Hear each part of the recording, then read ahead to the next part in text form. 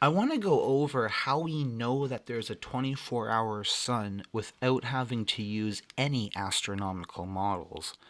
A lot of people are getting confused with my software, with the date feature, how we allow you to go hundreds and hundreds of years in the future. So, yes, if you're making a prediction for like the year 2410, that would absolutely be a globe model. I do not know how to predict where the sun will be 400 years in the future, but I'm actually curious. If we go to December, what will the declination be? Negative 23.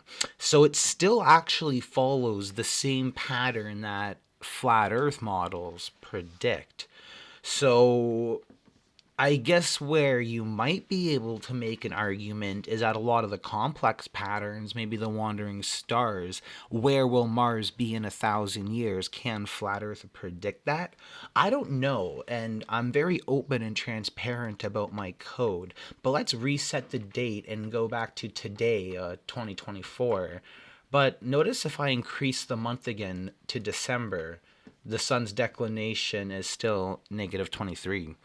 So that's why I mean it. It doesn't, a lot of this is not anything hard or confusing, and you don't even need astronomical models such as VSOP 87 or the D series to accomplish this. You just take a look. For example, right now in December, the sun has a declination of negative 23 degrees. So on the screen, I hope I can type something and make it bigger, but you should really be watching this on your computer or TV in 1080p. You want to be able to see the left hand side and be able to see the sun's right ascension and declination. Now, let me just go to a bird's eye view just to quickly cover another topic. If you don't know what right ascension is, that is essentially the 360 degrees that the sun takes as it travels around our flat earth. Right ascension is measured in 24 hours, and right now the sun has a right ascension of 18 hours, and then you just offset that by the longitude. So if you see right now, let's put the sun to 0 degrees of longitude. Where is that? That would be right down here, actually, at the Firmament Trackers logo. So the sun right now has a longitude of 0. We can see it's at like the bottom of the clock. It's really cool. We do have like a clock that our creator made for us. But then as we increase the time, see now how it's going to be about 90 degrees right there, then 180, and then it goes around the whole 360. So that's all right ascension is.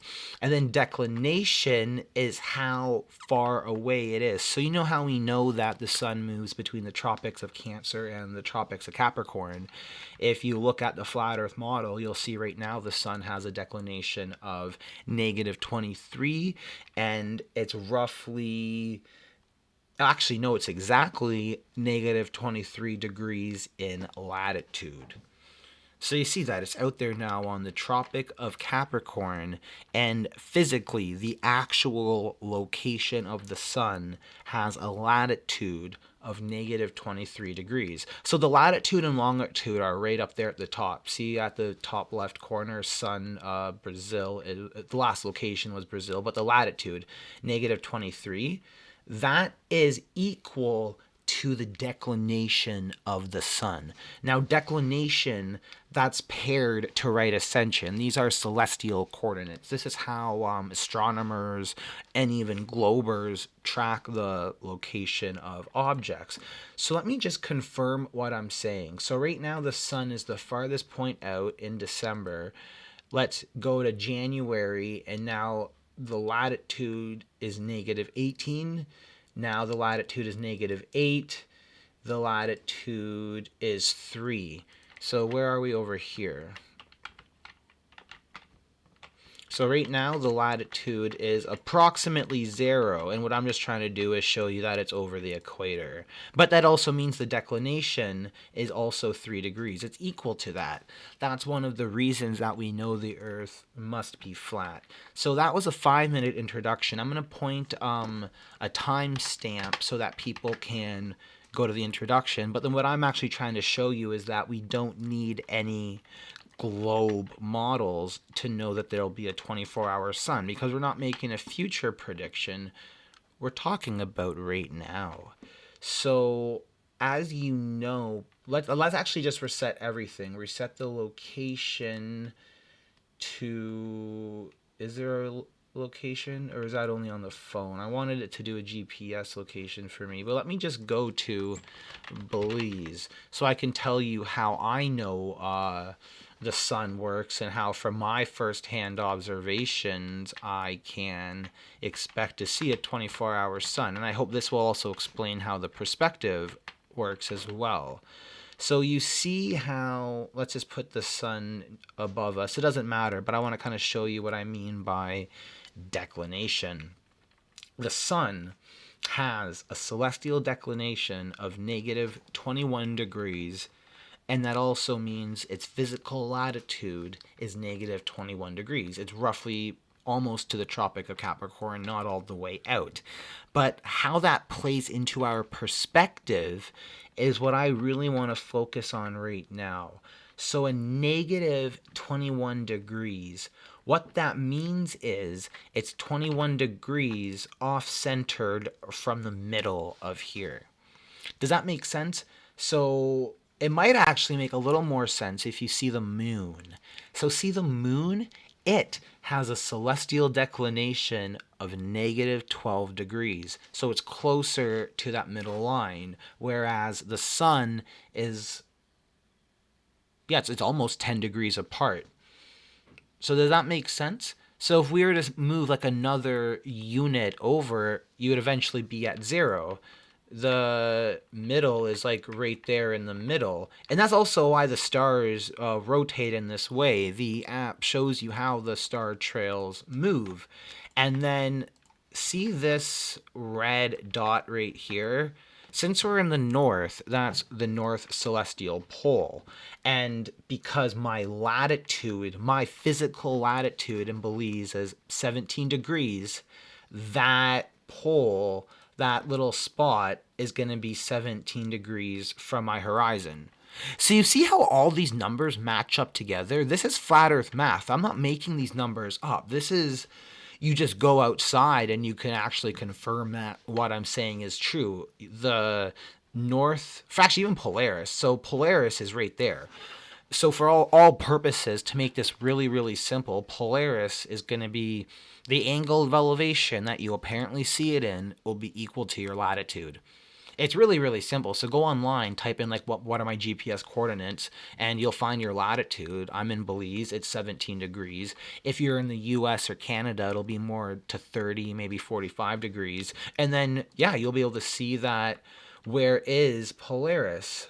And let me go back out here and show you what happens as I increase in latitude, because this is a flat earth model, so this is the real depiction of how the world actually works in real life.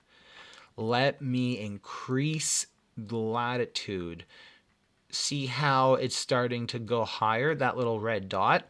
We're at 45 degrees now, so I'm at the US-Canada border, and see how it's now 45 degrees from the horizon? And this logic continues. It's a very simple one-to-one relationship because the Earth is flat. So as we get right to 90 degrees, we know that it's going to be pointing straight up. Now, remember what I said before about the sun's declination? It has a negative 23 degree. Actually, it's negative 21. We're in November. So the sun's declination is negative 21. And because our latitude is 0, we know that the north celestial pole is going to be pointing straight up. And we only see like what's on a flat earth. So you know that as you look around, there's only 90 degrees up and down. That's your spherical field of vision. That's this little dome right here. So we know that the sun cannot possibly be seen in the north because it is way out here at the Tropic of Capricorn. Where is our sun? See right there? And as it travels around for 24 hours, it'll never be anywhere within the North Pole's perspective because throughout the 24 hours, the declination is not changing. The celestial declination and the latitude is always going to be negative 21 degrees or 21 degrees south for that entire 24-hour period. So this is where we get into just the science and math of this. We can confirm, or at least most of us can who live in the north, that everything I've said is true. And even people in the south, if you're in Australia or New Zealand, you can replicate this exact logic I did to see that, okay, what would happen if we start moving out. So see right now how I didn't change the date. It's still the November 27th, but now that my location's back in Canada, the sun is within our perspective. And remember, this is not a globe model. We're not actually making any future predictions. We're talking about just right now and within a short period of time. Like as I showed you, the sun's declination follows a yearly pattern. There's no predictions to be made. Every year, the declination in December will be negative 23 degrees. It doesn't matter how far you go in the future. So this isn't even anything to do with requiring a model. This is just you look outside for a year, you know how the sun behaves, and then you just do the math that I'm showing you right now. So pay attention to that yellow line. Let me turn off the blue line for the moon and let's just focus only on the sun. As we go from the North Pole out to the south, it eventually comes within our perspective. And then see how our perspective rotates 1 degree every 69 miles we travel. Just a one-to-one relationship. It works beautifully because the Earth is flat. That's the only way you can actually zoom out and show you the type of model that I'm showing you. Globe models are only ever going to do this little first person thing here. And what a globe model will show you is the apparent sun, but it'll never show you the actual sun, where the sun is in real life. You don't get that on a globe model because if they zoomed out and showed you the Earth is flat, they're going to be in a lot of trouble. So let's get back into focus here and continue going out. So you see, well, actually, no. I want to put our perspective right over here so you can see the Antarctic restricted zone. So yeah, this will be a nice view. It doesn't actually matter where the sun is because the dome refraction, you can actually have the sun on the other side of our flat Earth and you'll still get this exact same, well, actually, no, at a certain point you'll see actually. This is actually a really good example. So let's continue going past the restricted zone. What's going to happen as we get closer and closer to that red boundary? Now we're crossing, we need a permit right now. You can't do what I'm doing unless you have a permit. But eventually we're going to get so far south that it's now in perspective. So we're only at negative 70 degrees of latitude, but Union Glacier is negative 80. So let's go all the way to negative 80.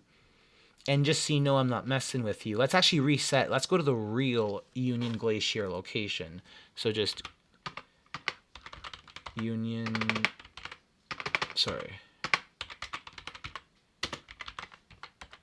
Glacier. Come on up. Yes. So its longitude is negative 82. So that's right below Argentina. I saw Will Duffy, the guy who's doing the final experiment, point to a Gleason map recently, and apparently he doesn't even know where he's going. But it's just south of Argentina. And so we know that the sun, let's go a month forward. Let's go to December. The sun has a declination of negative 23 and its latitude is negative 23. Now, if you don't believe me or are wondering how to determine that the declination is 23, you just literally go outside and look straight up. So it's a well-known concept called the solar noon. So right now, if you're in like Bolivia, Paraguay, Brazil, you could look straight up and the sun will be like exactly above you, the solar noon. So And like we know where Brazil is, it's negative 23 degrees of latitude. So this isn't a globe model. This is nothing complicated at all. This is just basic flat earth celestial mechanics. And from that, because I've now shown you that the declination is negative 23, we've proven that now by just looking straight up. And we've proven with Polaris how our perspective rotates 1 degree every 69 miles, meaning that if our latitude is negative 80 degrees in Union Glacier, that south celestial pole's pointing straight up, so it's about 10 degrees off-centered, and then we know that we can just subtract like 90 degrees from 23 and it's 67 degrees down. Alternatively, you can do it going upwards, but you know that because the celestial declination is negative 23 degrees, it's going to be about 23 degrees above that middle line we talked about. Your perspective has a middle terminating line. That's why some star trails will be straight if you're at the equator. So then throughout the 24-hour period, without even knowing where the sun actually is, just our perspective alone for a 24-hour period confirms that the sun will be within our perspective. Just using our basic observations. This has nothing to do with astronomical models. It's very, very simple. The sun has a declination of negative 23 degrees. You can confirm that yourself by looking outside straight up and seeing where it physically is. Its latitude is negative 23 degrees. That's all you have to do to confirm that. Then you just have to go look at Polaris. Because we're in the north, I know that the perspective of Polaris is about 1 degree every 69 miles. I live in Belize, so Polaris is the horizon because my last, and you can extrapolate that. So applying the scientific method, this is like an inductive form of logic where we establish laws and we can then use that to make predictions about places that we don't really know about.